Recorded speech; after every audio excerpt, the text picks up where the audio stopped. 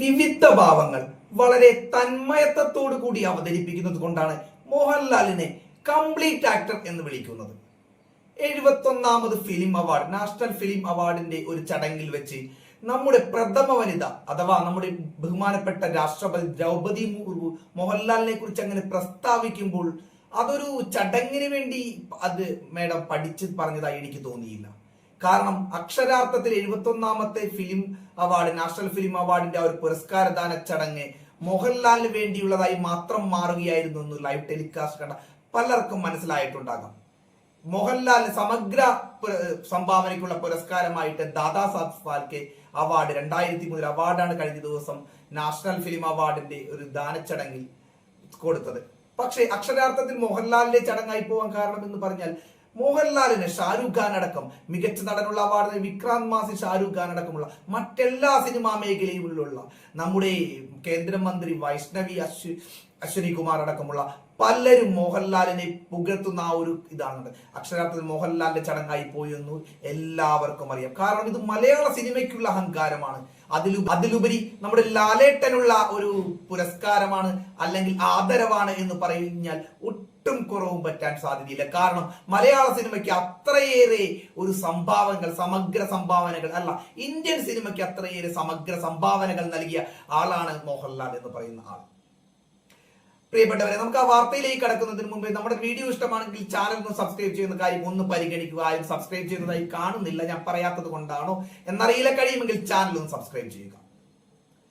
അങ്ങനെ കഴിഞ്ഞ ദിവസം 71ാമത് നാഷണൽ ഫിലിം അവാർഡ് ദാനച്ചടങ്ങിൽ വെച്ച മോഹൻലാലിനും ദാദാ സാഹിബ് പുരസ്കാരം, ഇന്ത്യൻ സിനിമയിലെ പരമോന്നത പുരസ്കാരമായ ദാദാ സാഹിബ് ഫാൽക്കെ പുരസ്കാരം കിട്ടുകയുണ്ടായി. 1969 മുതൽ കേന്ദ്ര സർക്കാർ സിനിമാ മേഖലകളിലുള്ളവർക്ക് കൊടുക്കുന്ന ഏറ്റവും വലിയ പുരസ്കാരമായിട്ടാണ് ഇത് കാണപ്പെടുന്നത്. അതായത് ഇന്ത്യൻ സിനിമയുടെ പിതാവ് എന്ന് വിശേഷിപ്പിക്കുന്ന ദാദാ സാഹിബ് ഫാൽക്കെയുടെ പേരിലുള്ള രാജാ ഹരിചന്ദ്ര എന്ന് പറയുന്ന ഇന്ത്യയിലെ ആദ്യത്തെ ഫീച്ചർ ഫിലിമായി രാജ്യം മുഴുവനും കളിച്ചിരുന്ന, അതേപോലെ കാളിയമർദ്ദൻ പോലുള്ള സിനിമകൾ ഇറക്കിയ, ലങ്കാദഹൻ പോലുള്ള സിനിമകൾ ഇറക്കിയ ആ ഒരു മഹത് വ്യക്തിയുടെ പേരിലുള്ള അവാർഡ് മോഹൻലാലിന് കിട്ടിയപ്പോൾ മലയാള സിനിമാ ലോകം മുഴുവനും കൈയടിച്ചു എന്ന് പറഞ്ഞാൽ തെറ്റായി പോകും. ഇന്ത്യ സിനിമാ ലോകം മുഴുവനും കൈയടിക്കുകയാണ് ഉണ്ടായത്. ലാലേട്ടൻ, മോഹൻലാൽ എന്ന് പറയുന്നത് മലയാളികളുടെ സ്വകാര്യ അഹങ്കാരമാണെന്ന് ഞാൻ ഇത് പ്രത്യേകിച്ച് പറയേണ്ട, നാട്ടിലുള്ള എല്ലാവർക്കും അറിയാം.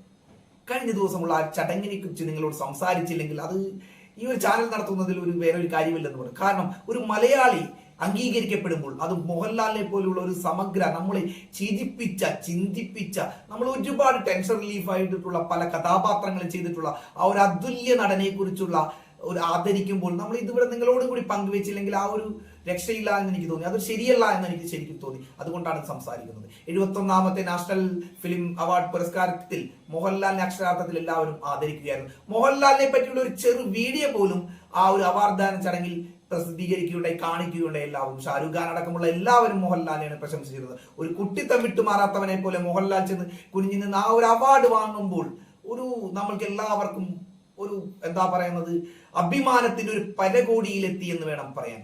അതുകൊണ്ട് തന്നെയാണ് യാതൊരു മുന്നൊരുക്കങ്ങളും കൂടിയില്ലാതെ ഞാൻ നിങ്ങളോട് വന്നിരുന്നത് സംസാരിക്കുന്നത്. മോഹൻലാൽ എന്ന നടൻ വാനപ്രസ്ഥം എന്ന് പറയുന്ന സിനിമയിൽ അഭിനയിക്കുന്നത് കണ്ടപ്പോൾ വളരെയേറെ അത്ഭുതമായി തോന്നി എന്നാണ് നമ്മുടെ രാഷ്ട്രപതി പറയുന്നത്. അതേപോലെ തന്നെ മഹാഭാരതത്തെ അടിസ്ഥാനമാക്കി എടുത്തിരിക്കുന്ന കർണന്റെ കഥ പറയുന്ന കർണഭാരം എന്ന് പറയുന്ന ഒരു സംസ്കൃത നാടകത്തിൽ മോഹൻലാൽ അഭിനയിച്ചത് എല്ലാവർക്കും അറിയാം. അതുവരെ പ്രകീർത്തിക്കുകയുണ്ട്, അത് അത്ഭുതത്തോടു കൂടിയാണ് മോഹൻലാൽ അഭിനയിക്കുന്നതെന്ന് നോക്കിക്കണ്ടതെന്ന് രാഷ്ട്രപതി അവിടെ വെച്ച് പ്രസ്താവിക്കുകയുണ്ടായി.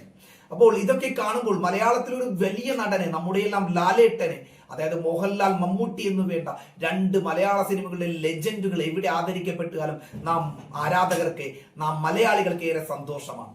അതെ, നമ്മളെ എന്റർടൈൻ ചെയ്യിക്കുന്ന, നമ്മളെ ചിന്തിപ്പിക്കുന്ന, ഓരോ സമയത്തും നമ്മുടെ വീട്ടിലെ ഒരു അംഗം പോലെ ആയിരുന്നു ഇവർ അവതരിപ്പിച്ച പല കഥാപാത്രങ്ങൾ എന്നുള്ളതാണ് സത്യം.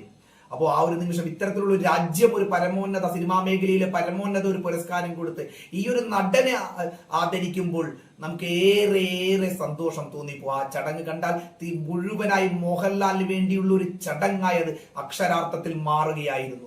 ഈ ഒരു സന്തോഷം, ഇത് വലിയൊരു വാർത്തയായി ഒന്നും നിങ്ങൾക്ക് ചിലപ്പോൾ തോന്നുകയില്ല.